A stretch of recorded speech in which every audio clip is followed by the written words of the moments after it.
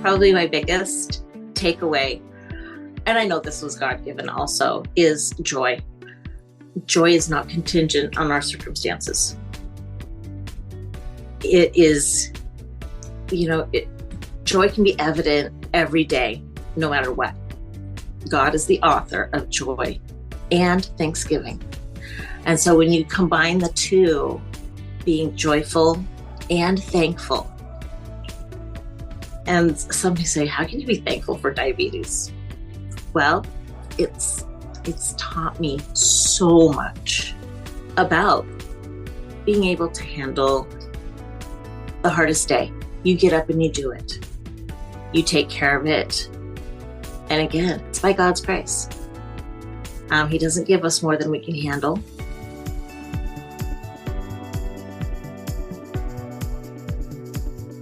Welcome to the Type 1 and Midlife podcast. My name is Melissa Slemp, a certified nutritional health coach and the founder and CEO of Abundant Health with Melissa, where I help women with type 1 diabetes to feel more empowered and live their best life despite their diagnosis. Each week, I will bring conversations and strategies from guest experts and my experience living with type 1 for over 40 years now.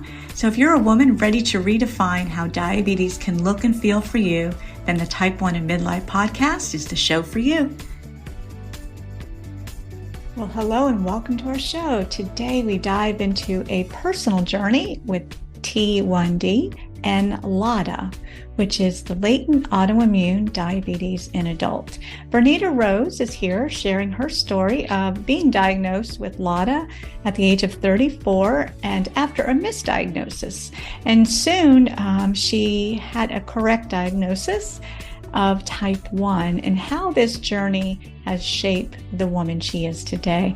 We'll explore the unique aspects of LADA, its slower progression into type 1, and the essential tests for diagnosis such as the C-peptide, the zinc transporter 8 autoantibody, and of course the A1C tests. Bernita discusses the challenges of daily life managing insulin and oral medications when the pancreas was still producing, and the complexities of treatment in that gray area. Join me as we touch on topics like A1C levels over time, dealing with the stigma, and offering advice to newly diagnosed women with LADA, especially those over 40. We'll also explore the importance of faith in navigating this journey and finding joy despite adversity. Bernita shares how we can overcome by the joy stealers, how easy it is to be overcome by joy stealers, but we can still live with joy in the midst of great adversity. So we get to share experiences and our insights and support for the LADA community. In the show notes, find the link to connect with Bernita. And we appreciate you being here listening today. And please share this episode and join our Type 1 and Midlife community on the free Honey Health app. Click the link in the show notes to join us. So we hope you enjoy this episode. Nothing you hear on this Type 1 and Midlife podcast should be a substitute for professional medical advice. Please always consult your doctor before changing your diet, insulin dosages, or healthcare plan. Hello and welcome. I am really happy to be here today with Bernita Rose. Welcome, Bernita. Glad you're here to join us for this conversation. Hi, Melissa. It's nice to be here. Yeah, well, you and I met online where I'm meeting a lot of ladies with type 1. What a joy that is, just to come together.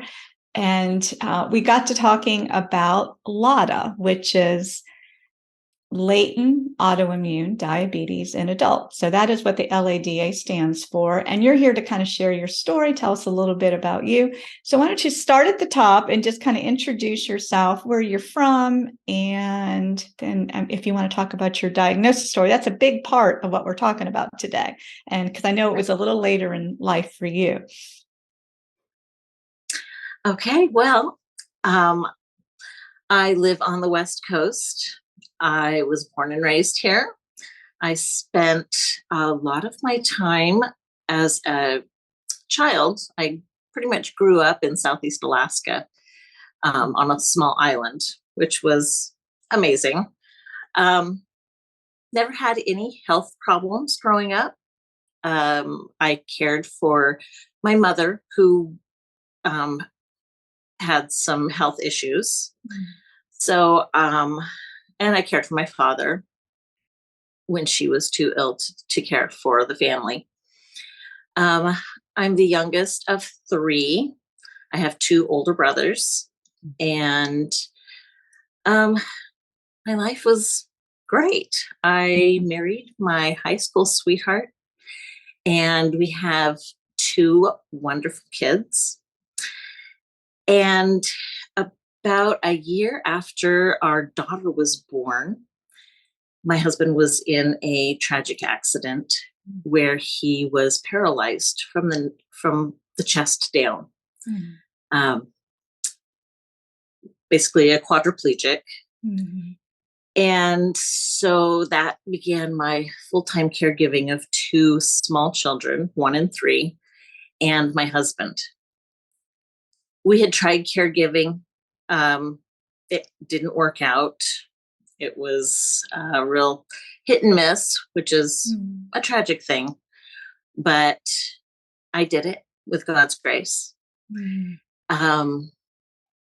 Shortly, probably maybe 3 years after his accident, I was pretty much running on empty.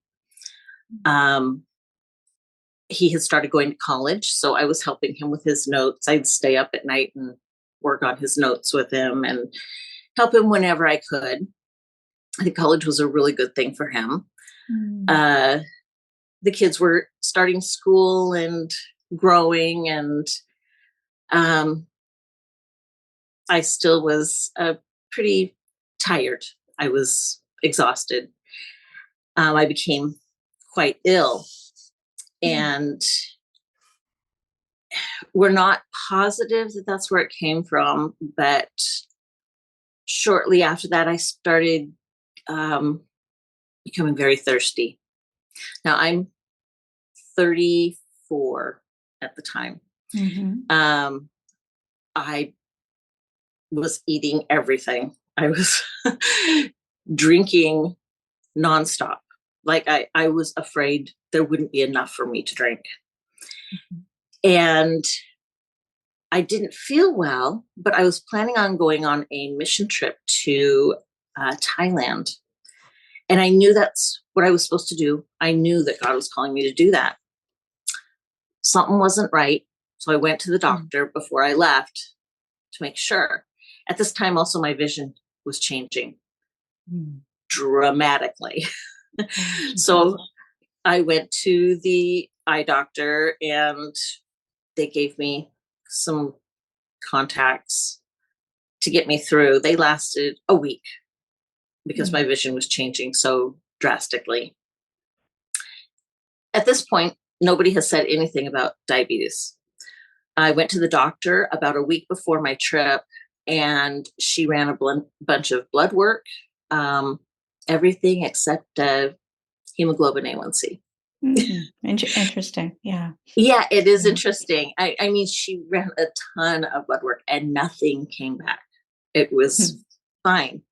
So I went on the mission trip. I was very ill on the trip. It was a wonderful trip, but I am thankful I came home. Right. Yeah.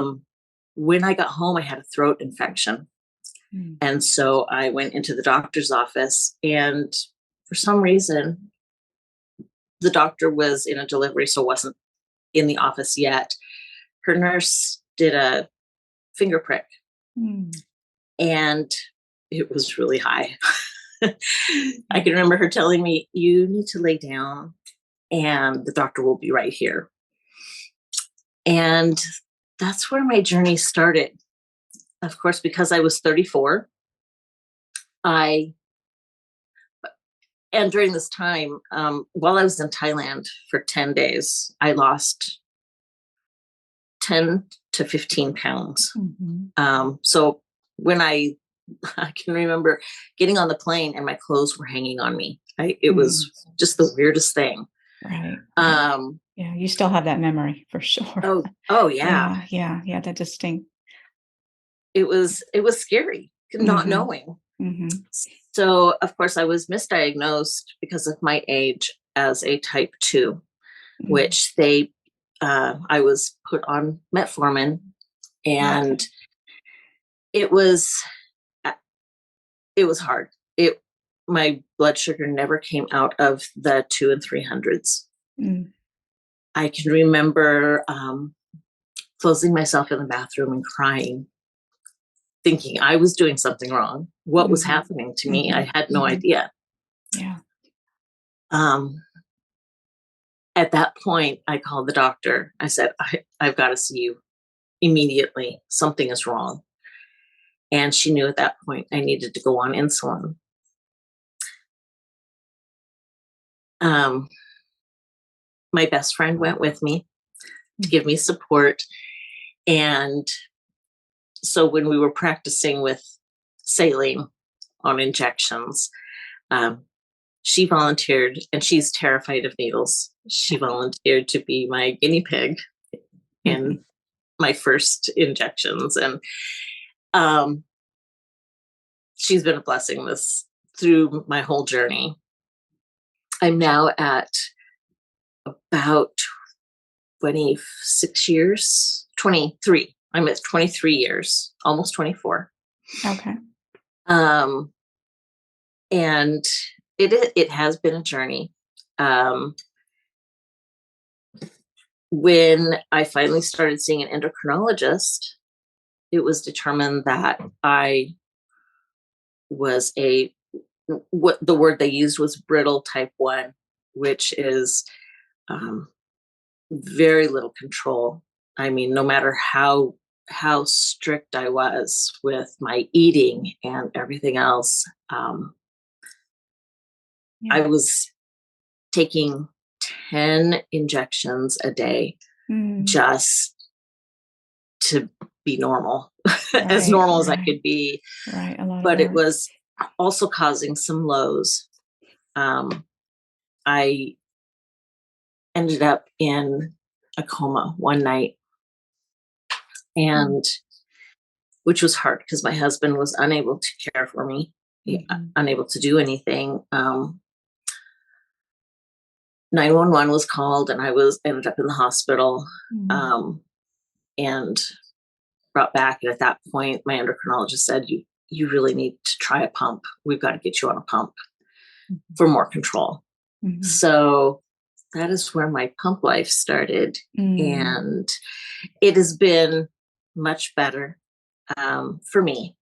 Mm-hmm. It's So working. Mm-hmm. yeah, it is. Let me ask you this, because you during this just transition, was there a time, because I know when you were diagnosed at 34, at that point they were calling it type 2, right? That was the initial diagnosis based on your age, and believe it or not, that misdiagnosis is still happening nowadays. I continue to hear this story, just based on whatever that stereotype of when a type 1 is typically diagnosed. And as we're seeing now, it's of all ages. So did you ever get any of those other tests done to confirm, or is that something maybe that you're or has your doctor done that since? Is that something, as far as like the C-peptide? There's a couple tests that I wanted to talk about too, but I just wanted to kind of hear your journey with that.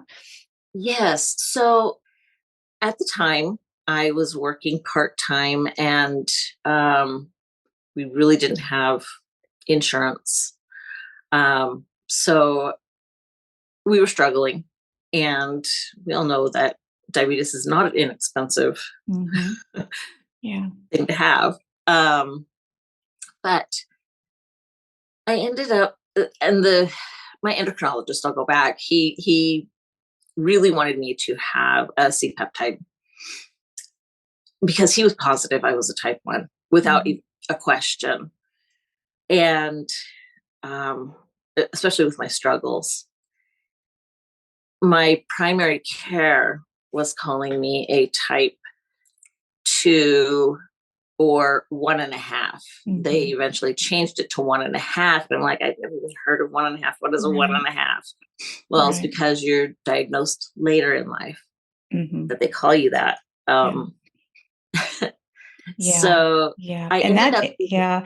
And that term, if you don't mind me interrupting too, because I know, yeah, there's so many Mhm. different labels out there, and and it's confusing even among us in the type 1 community. Um, and 1.5, because in this case, I think too, based on the age and based on the assumption that your pancreas was still producing insulin, which is what the C-peptide either confirms or doesn't. So that is it's a test that is done with the blood to reveal how much insulin is being made by the pancreas. So like somebody like myself, type 1 since the very beginning, my pancreas is done. It's been done since day one. So I have to solely rely on insulin injections in order to manage. So was that kind of what you were being told is, oh, your pancreas is still doing a little bit. yes, We're just trying to having to fill it in with, with other treatments. Yeah. yes, that's what I was told. Um, I eventually found a research study Hmm. at the university in Portland. I applied for that and I was accepted. Part of the research study, they had to prove that you were a type 1 because it was only for type 1s. And so they did the C peptide, and nothing was said, but I was accepted into the program. I was able to talk to the endocrinologist that led the research and ask, so just tell me what you found. And Mm-hmm. her words were, your pancreas is dead. It does not Okay. work. You produce nothing. Mm-hmm. Mm-hmm. I said, oh, she goes, you are as type 1 as you could be. And Yeah. Okay. so Yeah. part of me, that was a relief to Just gonna, finally know yeah, just to know and rather than to be living in able, that gray area, right? It's like, yes, okay, and to which way do I go? Yeah. have the correct care. Mm-hmm. I felt Mm-hmm. like, and eventually I changed to that endocrinologist who led the study. And I have been with that group ever since. And Mm-hmm. it's been really good. Good, good. Yeah, definitely. Nice, a happy ending to that. But the journey was not easy, I know. Back in, I think it was episode 3, I interviewed Rachel Zinman. She's over in Australia, and she is a yoga phenomenon, and she had a similar her story. If the listeners have a chance to go back and listen to that episode, her story and diagnosis was drawn out for years. And I don't want to I'll have to go back and listen to it myself. I think it was 8 years where she was told for way too long, based again on her age, that she was type 2. And she was doing so much work, very similar to you, just trying all the things, following the advice. And that's another thing, we go to the doctors because we trust them, and they do what they can. We do trust the tests and the direction. But I think with a disease, especially like diabetes, what the general public doesn't even understand the diagnosis. So I think at any age when that diagnosis is delivered, it's a lot to take in. So I think our first response, just like yours was, is just to trust and to follow. But you instinctively knew something was wrong. It's like, no, this is not working.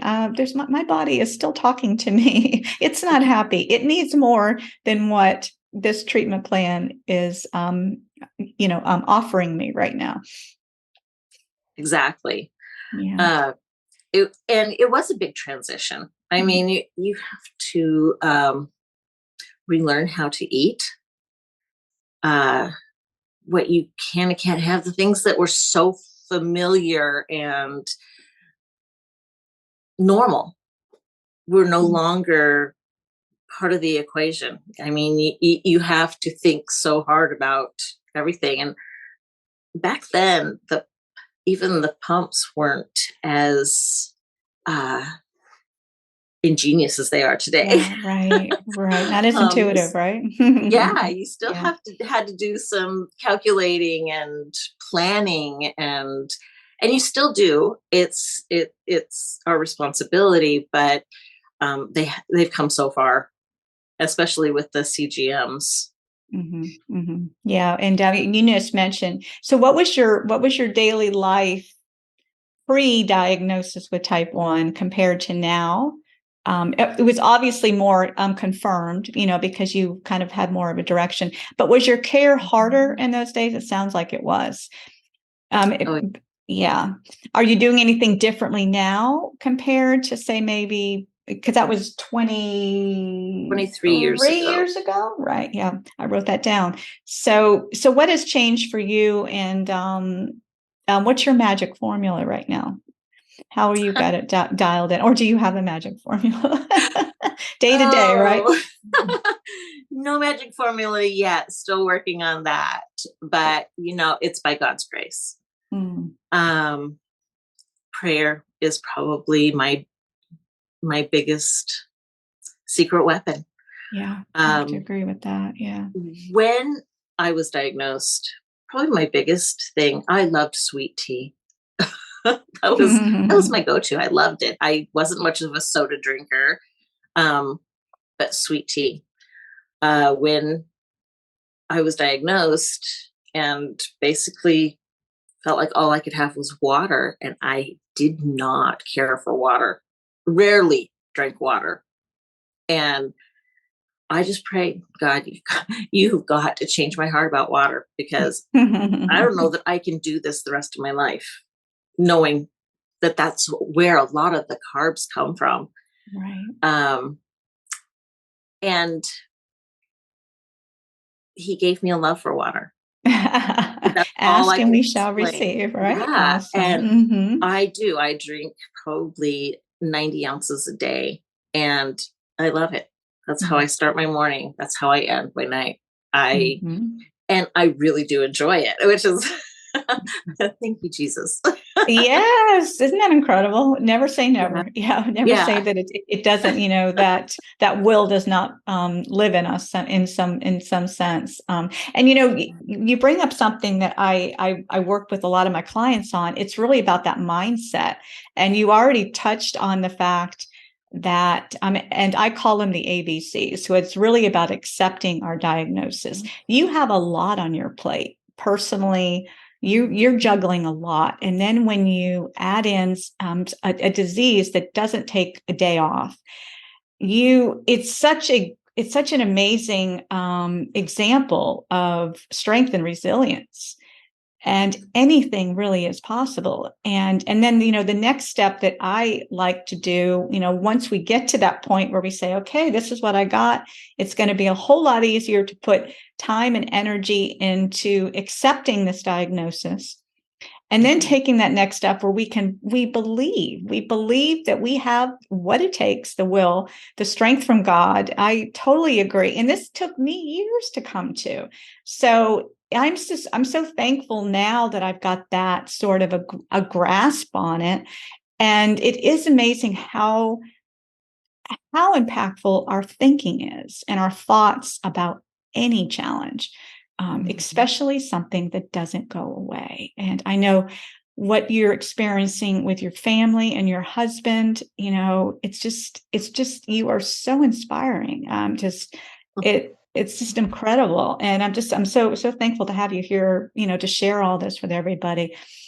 And then the C part is to commit. And that's really where we decide what that day to day will look like, can look like, the best we can, because we know diabetes is still, it's still a shot in the dark most times, but we do what we can. But committing to, like what you were just talking about with the water, and moving our body, and trying to get those really healthy vegetables in, and just being mindful of what's on our plate and all of that, and sleep, and staying close to love, and the positive light filled people in our life. All those things is what builds us up and makes all these challenges so much easier. And you're a perfect example of that. Appreciate you sharing, Bernita.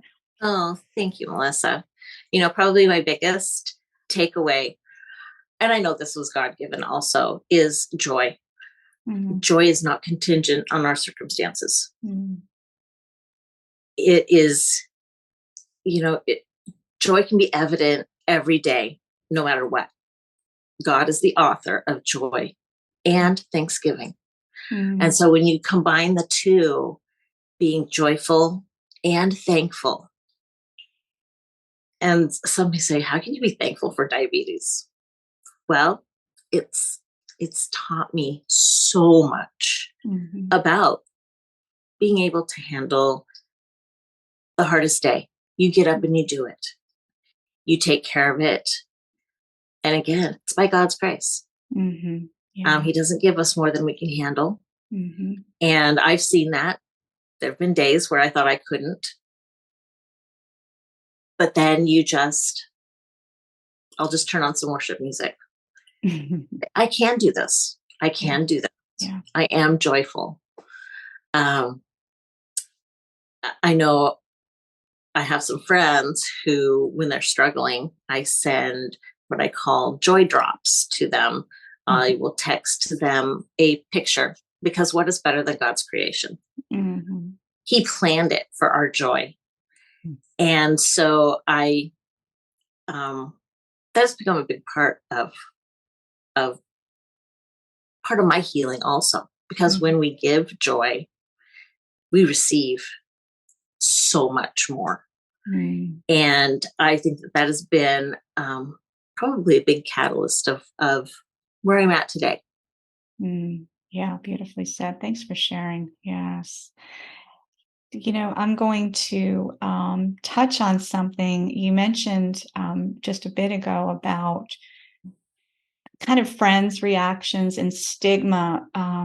Would you say that a diagnosis of something that seems like, for years you were in that gray area, type 1.5, type 2, LADA, did you feel inclusive within the diabetes community? Or did you feel maybe not so much? No, Yeah. I I didn't even know what diabetes was when I was diagnosed.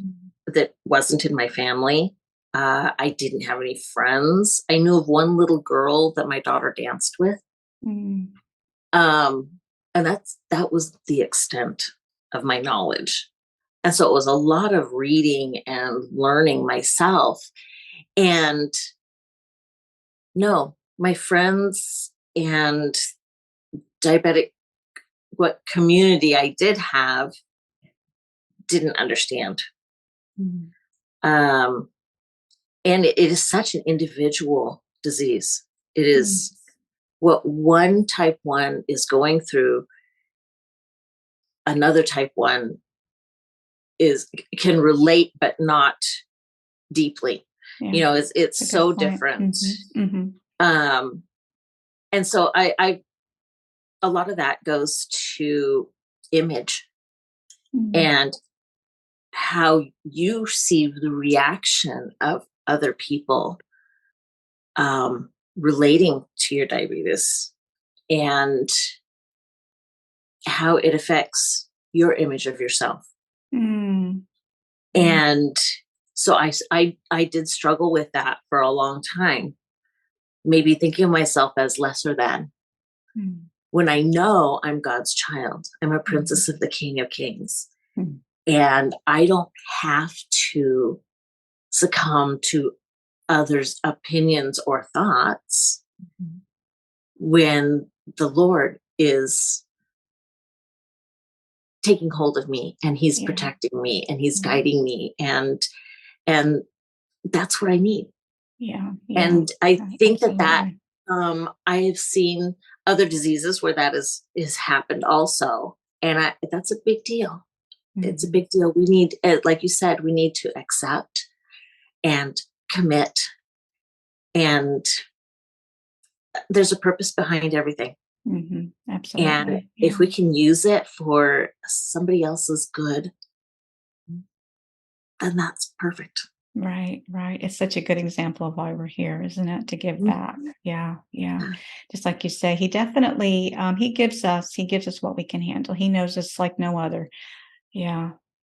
What advice would you give? Our audience is primarily women here. What would you give for advice for somebody newly diagnosed with Excuse with LADA, or say type 1.5, or maybe that beginning stage, maybe they're later in life in their 30s and 40s, and maybe they're I think the best thing we can do for not only ourselves within this community is to help get this support out there and tell these stories so that we're better equipped if and when this should happen. Because you in the time that you went through, you probably felt very isolated, like you've shared, and nobody to turn to, nobody to ask these questions to. So isn't it nice that we do have this now? There's so much media and attention on this, and people like you that can share their stories to help inspire. And the most important, I think, is that conversation with the doctor, to be our own health advocate. And you did that. You took that step and you listened to your body and said, no, this is not right. I'm still not well. hmm Yeah. It's true.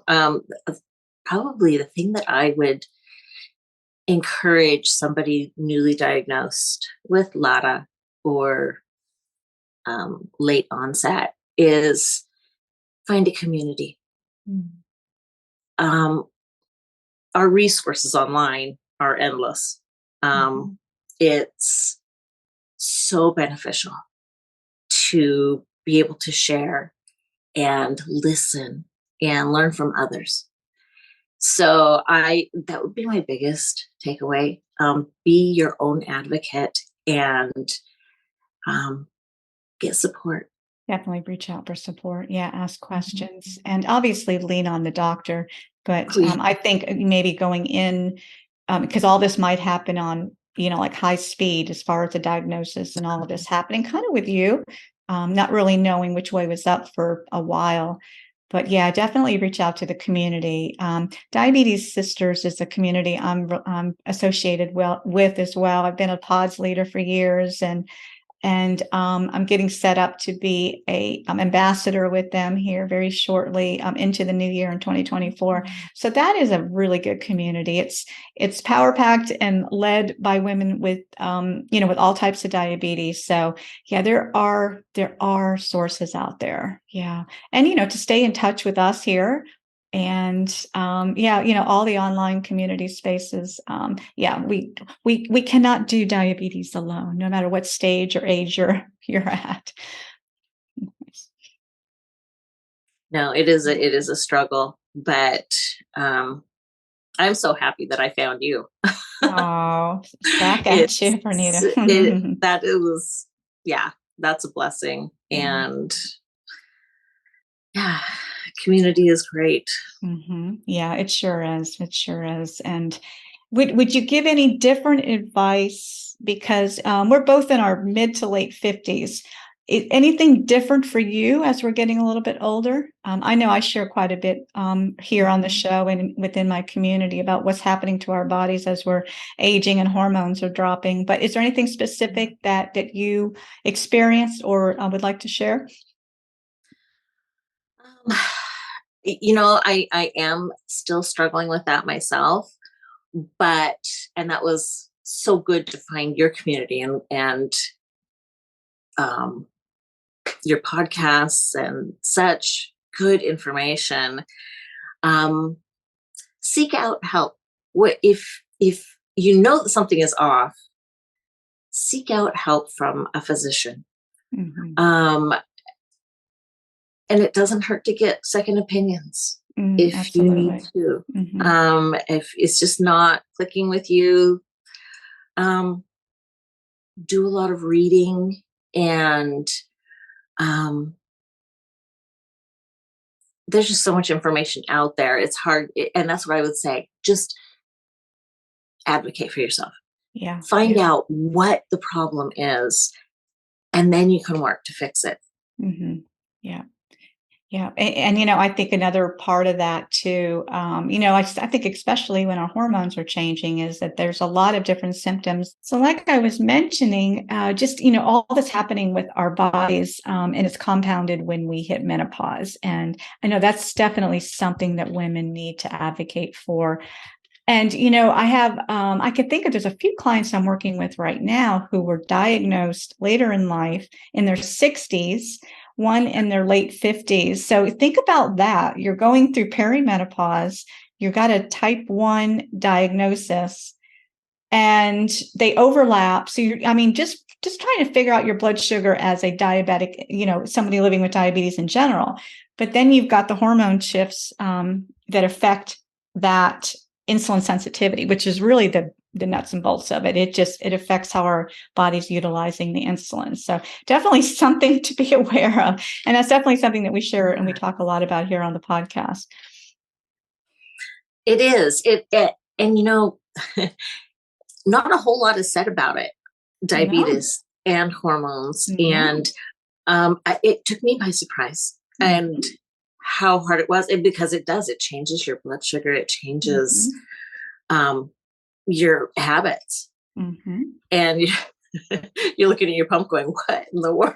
This makes no sense. Yeah, it really makes no sense, right? Yeah. So that's definitely something, to seek help on, or to reach out to me. I've got resources that can support women that are going through this. Again, no matter what stage, whether you're type 1, type 1.5, LADA, the tips that I share help with all of us, because again, we're women trying to keep it all in balance. So those good, steady, consistent habits is really what supports us. So, well, I am so thankful to spend time with you today. You are a joy, and I'm happy to have you in my community, Bernita. And anything lastly that you wanted to add? You've shared so much wisdom with us and encouragement. Oh, thank you, Melissa. Thank you for inviting me and letting me be a part of this. I just want to encourage all the women out there that there is help. And you don't have to do this alone. You really don't. You can always ask God to just bring you what you need. That's what happened with me and finding Melissa. So it truly is community. And the more you get into the community, the better you feel. And some questions can be answered, and it'll just give you a place to be accepted. And that there are others. You're not the only one. Yeah. It's nice to be found, isn't it? It's nice to have that direction. Yeah. To be chosen and to be found. Yeah. Unfortunately, this was an obstacle that we were handed. But it's not going to prevent. It's just going to, some days it slows us down, but it's definitely going to open up other possibilities and a chance to share, which is what you've been able to do. You come in here and you've shared your story and your life with us, and we really appreciate that. It's very encouraging, and I know other women are going to get a lot from listening to you talk today. And can they connect with you on Instagram? Are you okay with that? Absolutely. Okay. I thought you were, because you definitely love to connect and you're part of the community on there. So we will link your handle on right here in the show notes. So Bernita Rose, you can connect with her. And thanks again for being here. We hope that this conversation gave you hope and some strategies, some positive, concrete strategies, the best we can every day. And again, don't do diabetes alone. Stay connected. And again, until next week, have a great week, and we will see you back in here then. Bye for now.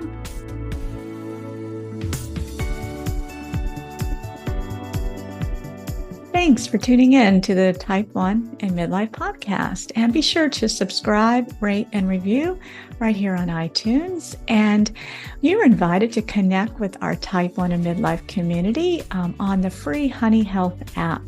Here we discuss the podcast topics in a group chat, a chance for you to ask questions and take action on what we share here on the show.